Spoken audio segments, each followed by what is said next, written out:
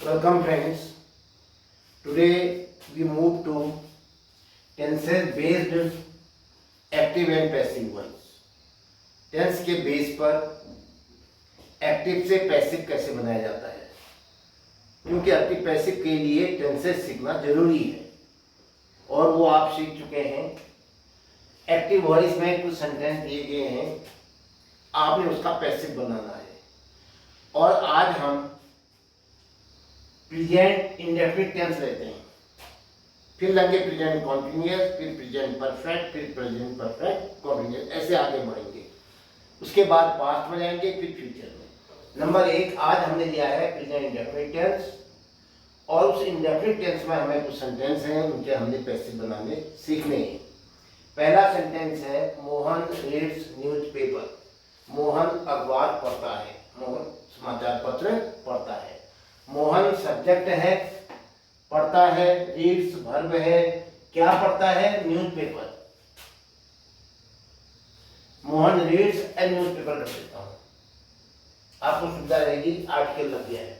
मोहन एक अखबार पढ़ता है, तो मोहन अखबार पढ़ता है, उसके लिए हमने आर्टिकल लगा दिया। तो ये क्या हो गया? ऑब्जेक्ट। एक जनरल रूल है कि ऑब्जेक्ट यहां आ जाता है सब्जेक्ट की जगह में, और सब्जेक्ट पीछे चला जाता है। ये आप पहले से जानते हैं। तो अब क्या होगा? ए न्यूज़पेपर तो पहले आ जाएगा, मोहन को पीछे कर दोगे, फिर जो वर्ब आएगी ए न्यूज़पेपर के अनुसार आएगी।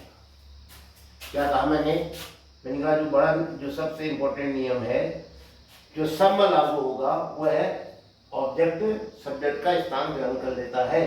तो क्या बना? A newspaper.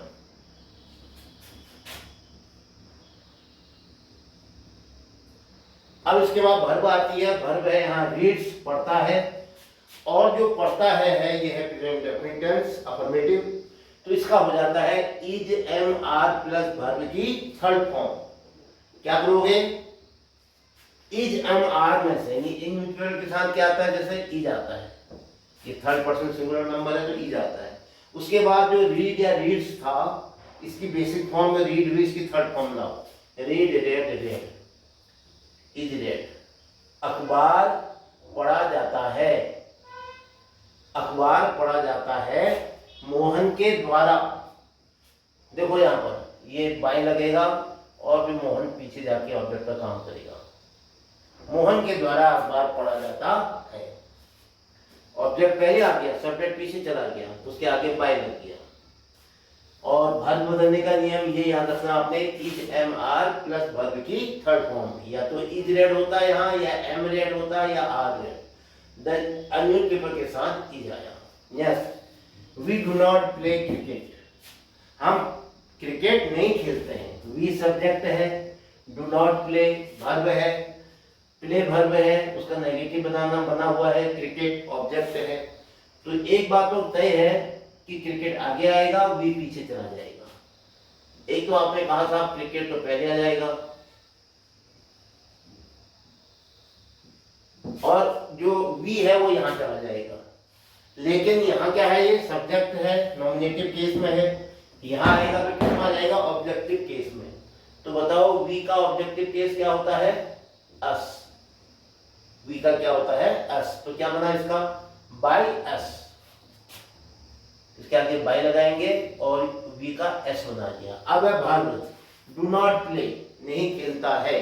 अगर प्ले होता तो हम क्या करते हैं? Is am are plus verb की थर्ड फॉर्म। क्रिकेट के साथ क्या आता है? इज आता है। इज प्लेड होता, प्ले की थर्ड फॉर्म प्लेड होती है, तो क्रिकेट इज प्लेड होता। ये तो आप जानते हो, जैसा यहां किया हमने। लेकिन ये डू नॉट प्ले कहता नहीं, कहता है। जो डू नॉट का हो जाता है इज नॉट। यानी जो हेल्पिंग वर्ब है, हेल्पिंग वर्ब के पीछे नॉट लग जाता है। तो क्या बना? Cricket is not played by us. Third sentence, the boys make a noise in the class. The boys subject, make verb, क्या करते हैं बच्चे? अ नॉइज, शोर करते हैं। इन द क्लास, ये इसका एडजेक्टिव या एडवर्बियल फ्रेज होता है। इसको हम वहां ऐसा ही रहेगा ये। तो क्या कहोगे, द बॉयज पीछे चला जाएगा और अ नॉइज जो है ये आगे आ जाएगा। आपने कहा ऑब्जेक्ट में ए नॉइज था तो ए नॉइज को आगे ले आओ, और आपने कहा द बॉयज ऑब्जेक्ट था, द बॉयज को पीछे ले जाओ। द बॉयज का ऑब्जेक्टिव केस क्या होगा, द बॉयज ही होगा, लड़के। इसके आगे क्या लग जाएगा, बाय, बाय द बॉयज। अब है मेक, शोर करते हैं, मेक अ नॉइज, तो मेक में होता है करना, और इसके लिए पहली फॉर्म है तो आप क्या कहते हो, प्रेजेंट डेफिनिट में करता है, जाता है, खाता है, लिखता है, is am are plus verb की थर्ड फॉर्म। अब अ नॉइज के साथ क्या आएगा, इज आएगा, एम आएगा या आर आएगा। अ नॉइज अ लगाइए, इसी का अंदाजा लगा लिया आपने, इज आएगा। अब मेक की थर्ड फॉर्म बताओ, मेक, मेड, मेड, तो क्या आएगा, थर्ड फॉर्म क्या बताई मैंने, made. A noise is made by the boys, बचा हुआ क्या था, in the class। इस adjectival, इस adverbial phrase को आगे लिख दो, in the class।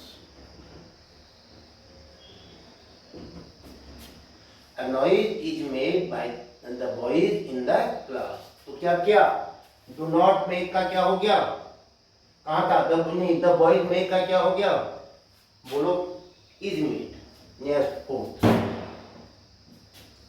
Do I help you, क्या मैं आपकी सहायता करता हूँ, क्या मैं आपकी सहायता करता हूँ।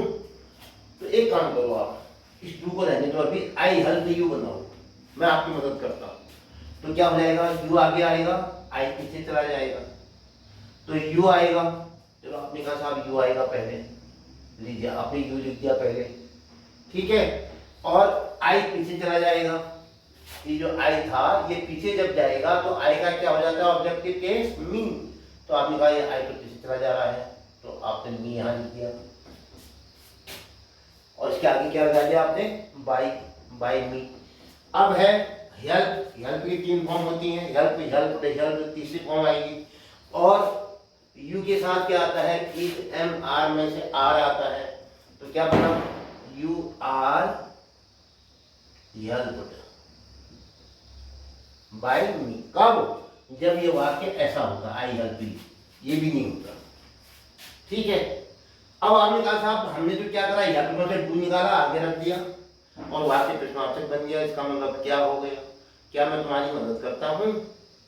तो हम भी ऐसा ही करते हैं, फिर आर को उठाते हैं, आगे रख देते हैं यू से, जो यहाँ पर हेल्पिंग वर्ब थी आर, वो हमने आगे रख दी यू से। तो क्या बन गया, आर यू हेल्प्ड बाय मी, और क्वेश्चन मार्क लगा देते हैं। कितना आसान है बताइए। ये समझने से पहले कि डू की जब आर में चेंज होता है, बजाय इसके पहले हम इसका अफर्मेटिव बना लेते हैं। आपने कहा यू आर हेल्प्ड बाय मी, फिर आर को उठाया आगे रख दिया, क्या चेंजेस बन जाएगी, क्या तुम्हारी मेरे द्वारा मदद की जाती है।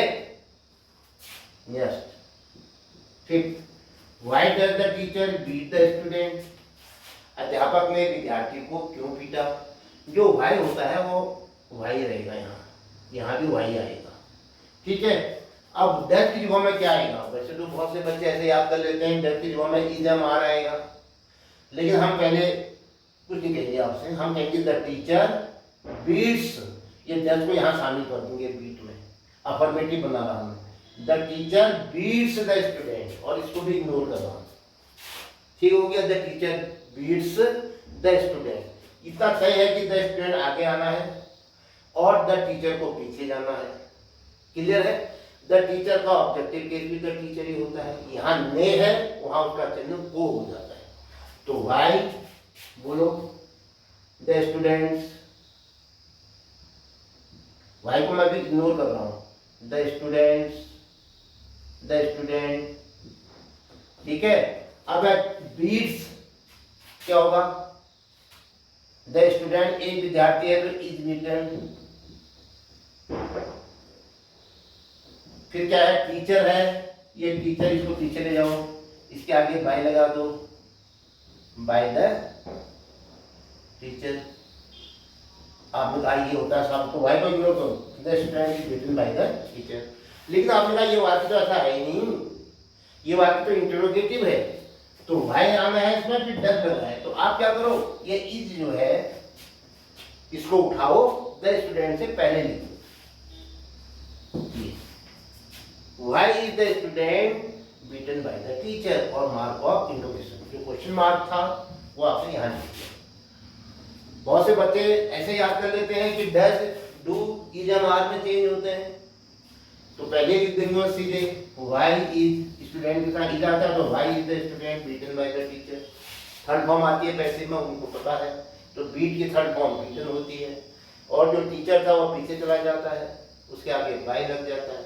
लेकिन मैं बताता हूँ कि पहले अफर्मेटिव बनाओ, the teacher beats the student, इसका पैसिव बना लो, the student is beaten by the teacher. फिर आपने कहा सारे इंटरोगेटिव है, वाई भी आया है तो आपने वाई लिख दिया, और वहां का इज जो था उसको आगे रख दिया, why is the teacher beaten by the teacher. आपको जो अच्छा लगता है, आपको कंसेप्ट क्लियर होना चाहिए। 6, who does clean the room, तो आपने कहा क्या, अब ये हु जो है कमरे को साफ कौन करता है, तो अब क्या होगा, कमरा किसके द्वारा साफ किया जाता है, किसके द्वारा, तो हु एक ऐसा शब्द है, इसके आगे ही ये सब्जेक्ट था, इसको यहां आना था ऑब्जेक्ट के रूप में। हम इसको यही इंट्रोगेटिव होने की वजह से और सब्जेक्ट का रोल अदा करने की वजह से, क्योंकि जो पूछेगा जो उत्तर होगा वो सब्जेक्ट होगा, तो इसके आगे ही लिख देते हैं बाय, बाय हुम, हु का क्या कर देते हैं हुम, जो हु नॉमिनेटिव केस में इसका हो जाएगा हुम, किसके द्वारा, और इसके आगे बाय लगा देंगे, तो क्या बनेगा, जरा थोड़ा सा इस ऐसे सेंटेंस को आपको याद करना पड़ेगा, बाय हुम, बाय हुम। अब था क्या, क्या था वो, clean the room, the room, by whom, the, by whom को आप थोड़ी देर के लिए इग्नोर करो, someone, आई कर देता हूं मैं, I clean the room, the room is clean, होगा नहीं होगा, द रूम के साथ इज आएगा और क्लीन के जगह में क्लीन्ड आएगा, बाय मी कर रहा हूं मैं, तो बाय होम हो जाएगा, यहाँ पर आई तो है नहीं, तो बाय होम हो जाएगा। अब आपने कहा द रूम के साथ इज आ रहा है, तो बाय होम इज आगे रख दो। अब आओ the room, by whom is the room, ये सब्जेक्ट बन गया ना।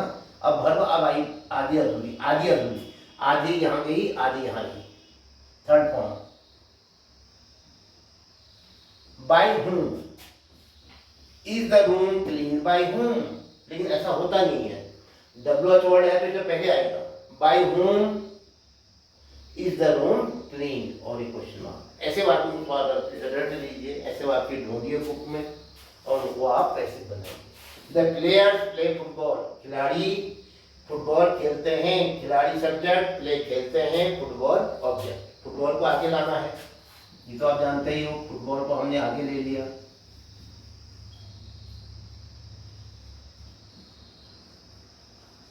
फुटबॉल, अब प्ले था, फुटबॉल के साथ क्या आता है, इज, एक गेम है, और प्ले के third form is played, football is played, किसके द्वारा, द प्लेयर्स, पीछे चला जाएगा ऑब्जेक्ट में, तो द प्लेयर्स का ऑब्जेक्टिव केस पे द प्लेयर्स से रहेगा, उसके आगे बाय लगा दो। Football is played by the players, affirmative